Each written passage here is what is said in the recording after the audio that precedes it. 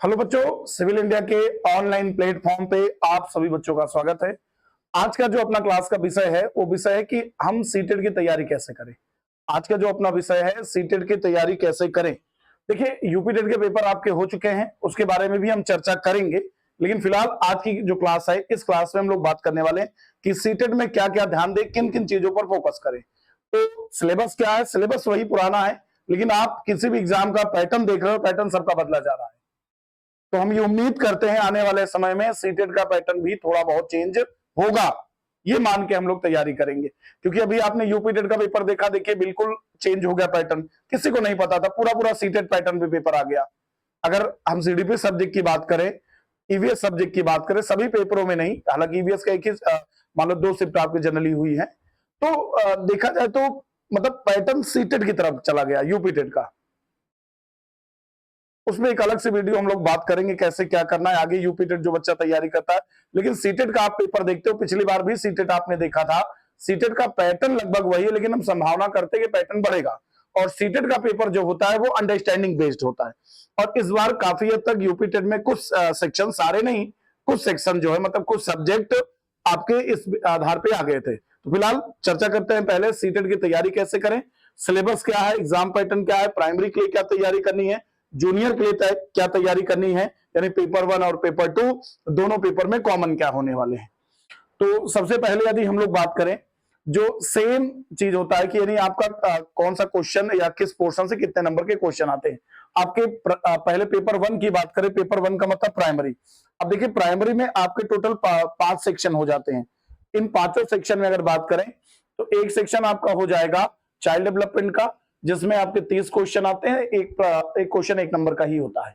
इसी तरह language first, language second, जो भी आप सिलेक्ट करते हो। जनरली हम लोग लैंग्वेज 1 में बात करें तो किसकी बात करते हैं? हिंदी की बात करते हैं।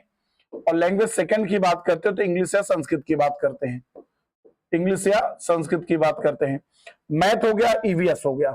अब देखिए एक चीज क्या है, यहाँ पे हर सब्जेक्ट में पेडागोजी आती है, जो यूपी टेट के सिलेबस में जनरली नहीं आ रही थी।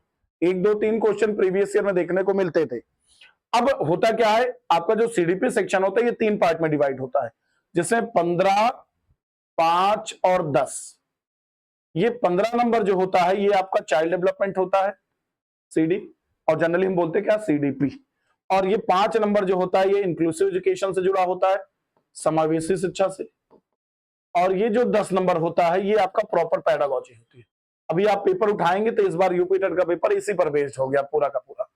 अगर आप देखिए थोड़ा सा लेवल कम ज्यादा रहा है जैसे जूनियर और प्राइमरी में, लेकिन आप देखिए ना तो 20 से 22 क्वेश्चन ऐसे थे जो आप केवल समझ पर आधारित थे। अगर ऑप्शन भी आप अच्छे से पढ़ लो, क्वेश्चन को समझ जा रहे हो, तो प्रश्न आप कर क्या रहे हो। और इसी तरह लैंग्वेज फर्स्ट और लैंग्वेज सेकंड में क्या होता है, 15 और 15 लगभग डिवाइड होता है। 15 और 15 डिवाइड हो, जिससे 15 नंबर की पेडागोजी होती है और 15 नंबर का आपका जो है पैसेज होता है, जिसमें ग्रामर से रिलेटेड बातें भी आ सकती है। सेम चीज यही लैंग्वेज सेकंड में भी होता है। मैथ में आते, मैथ में भी 15 + 15 का कॉन्सेप्ट चलता है, यानी 15 नंबर आपका यहाँ पे न्यूमेरिकल आता है और 15 नंबर जो आता है आपका वो पेडागोजी आता है। और इसके बाद ईवीएस की बात करें, अब ईवीएस में तो सब वैसे तो जनरली यही बोला जाता था, 15 + 15 बोला जाता, लेकिन 15 + 15 नहीं है जनरली आज के समय में। आप देखिए ईवीएस का पैटर्न बदला है। अब ये मान के चलते इसमें हमें 3-4 चीजें पढ़नी होती हैं। बाकी टीचर जो आपको पढ़ाएंगे वो एक्सप्लेन करेंगे पूरा सिलेबस, प्रीवियस ईयर के जो क्वेश्चन उस आधार पे, प्लस सिलेबस क्या है उन दोनों को चीज को साथ में लेके। तो इसमें एक तो एनसीईआरटी हम लोग को पढ़नी पड़ती है, क्लास 3 4 5 की एनसीईआरटी।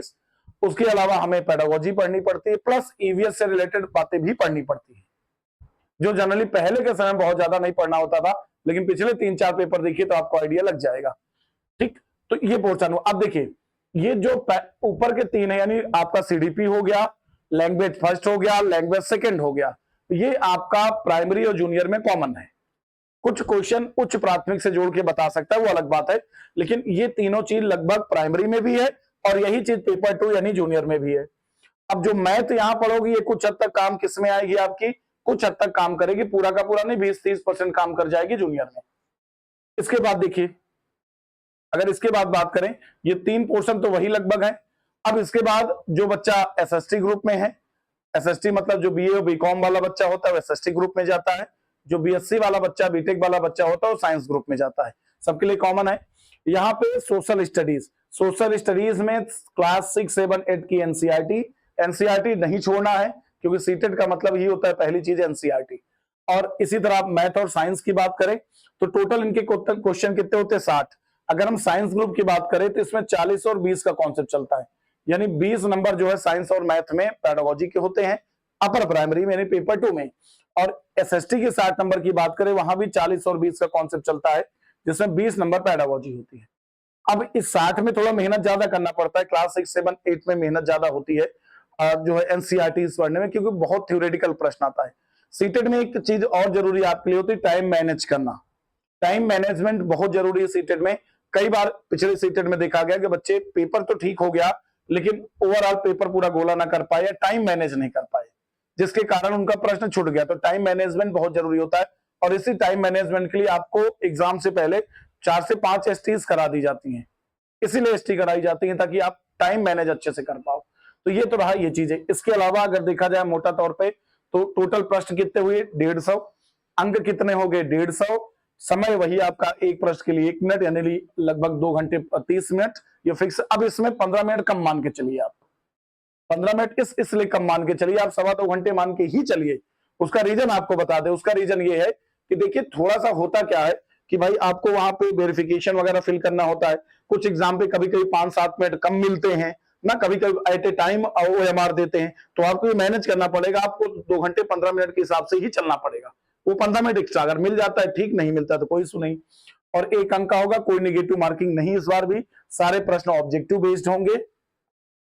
अब देखिए इसमें क्या होता है, यही 5 पोर्शन आपके जनरली होते हैं। ये 1 to 5 के लिए एक चाइल्ड डेवलपमेंट का हो गया, एक लैंग्वेज फर्स्ट में वही आपकी पेडागोजी प्लस पैसेज, और ग्रामर भी थोड़ा बहुत होता है। ऐसा नहीं कि पैसेज में कभी कभी पैसेज में ही ग्रामर पूछ लेता है, वो टीचर आपको और अच्छे से एक्सप्लेन करेंगे जो सब्जेक्ट वाइज टीचर होंगे। इसी तरह लैंग्वेज सेकंड हो गया, लैंग्वेज सेकंड में जो भी आप इंग्लिश या संस्कृत लेते हैं, मैथमेटिक्स हो गया और एनवायरमेंट हो गया। एनवायरमेंट पूरा का पूरा थीम पर बेस्ड होता है, 2 तरह से टीचर मैनेज करता है, चाहे वो थीम के अकॉर्डिंग पढ़ाए या क्लास के अकॉर्डिंग पढ़ाए, जैसे टीचर को सुविधा होती है वैसे थीम के अकॉर्डिंग पढ़ाना ही ज्यादा बेटर माना गया है। ठीक है, तो ये चीज रही आपकी। अब इसके अलावा अगर हम लोग बात करें क्लास 6 to 8 की बात करें, यही 3 तो कॉमन हो गए, 1, 2 और 3 लैंग्वेज सेकंड जो भी आप सेलेक्ट करना चाहते हो। इसके बाद साइंस मैथ का ग्रुप हो गया, एसएसटी का ग्रुप हो गया, सारी बातें इसमें बताई गई थी। और बाकी डिटेल जो आपका बनेगा वो अलग से एक हम लोग बना लेंगे, डिटेल में एक अलग से बना लेंगे। अच्छा, इसके अलावा बात करें बैच की। देखिए बैच की बात अगर हम लोग करें तो बैच अपना कब से शुरू हो रहा है, तो बैच ही आपको ज्यादा समय क्योंकि इस बार है नहीं, इस बार सीटेट के लगभग 2 महीने का समय मिला है। हालांकि पिछले बार हम लोगों ने जो सीटेट का समय था वो अपने पास 1 महीने ही था, 1 महीने में हम लोगों ने मेहनत की। देखिए सीटेट क्या होता है, अंडरस्टैंडिंग बेस्ड होता है, और सीटेट का सिलेबस अगर सीडीपी जनरली सीडीपी हो गया, मैथ पेडागोजी हो गया, पेडागोजी सेशन हम लेते हैं सीडीपी के अलावा, तो इसमें क्या होता है सीडीपी में मुश्किल से 15 घंटे का काम होता है। अगर आपको ई नोट्स दे दिया जाए प्रॉपर, या नोट्स दे दिया जाए और समझाने की बात हो तो 15 घंटे ज्यादा का नहीं है, 15 से 20 मान लीजिए आप। लेकिन उतना ही समय जब तक प्रैक्टिस में नहीं देंगे हम लोग तब तक चीजें नहीं क्लियर होंगी। तो इसलिए आपको ध्यान रखना केवल अंडरस्टैंडिंग बेस्ड। और अभी हम यूपी टेट पे इस पर चर्चा नहीं कर रहे, लेकिन बात इसलिए कर रहे हैं कि आपके मन में बार बार ये बात चल रही होगी। तो यूपी टेट जो हो रहा है सीटेट पैटर्न पे लगभग पेपर बना दिया। और आप बात सीडीपी आप देखिएगा, हो सकता है किसी आपको जो है लगा हो कि नहीं इस वाले में फर्स्ट शिफ्ट में, सेकंड शिफ्ट में, या 2 तारीख की शिफ्ट में, 3 तारीख की शिफ्ट में, 4 तारीख की शिफ्ट में ये पेपर थोड़ा कठिन था, इसमें थोड़ा सीधा था। कुछ देखिए सभी शिफ्टों में एक पैटर्न पकड़ में आया कि ये पेडागोजी की तरफ जा रहा है।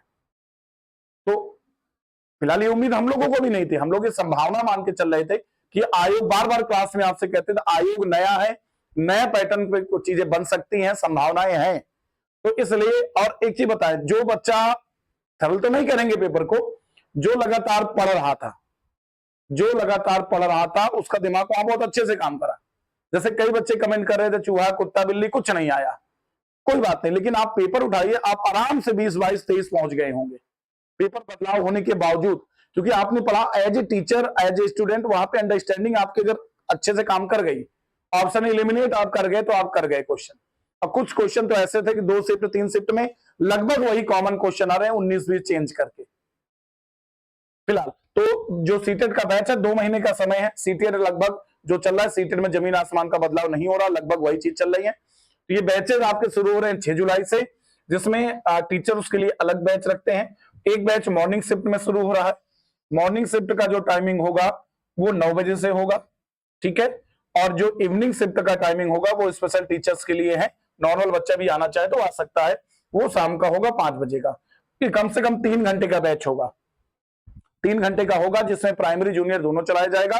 तो आप अगर आपको डाउट लगता है कि नहीं यूपी टेट किसी तरह हमारा गड़बड़ हो गया, तो ठीक है, वैसे तो उम्मीद करते हैं आप लोग के अच्छे रिजल्ट आ जाएं, आप लोग के अच्छे नंबर से पास। हम नहीं चाहते कि आप बार बार हमारे यहाँ ही बार बार कोचिंग करते रहो। लेकिन अगर किसी कारण से चीजें आपकी ठीक नहीं हुई है तो आपको क्या करना है, समय मत बर्बाद कीजिए, 2 महीने और मेहनत कर लीजिए, क्योंकि 1 महीने में पिछले बार का मानते ही यूपी टेट में उतना अच्छा रिजल्ट उम्मीदें आएगा, लेकिन जिस हिसाब से माना तो उस हिसाब से चीजें नहीं आई हैं। लेकिन पिछला आप सीटेट देखिए, सीटेट जब 1 महीने में हम लोगों ने पढ़ाया, 1 महीने में कितना हम लोगों ने कर लिया।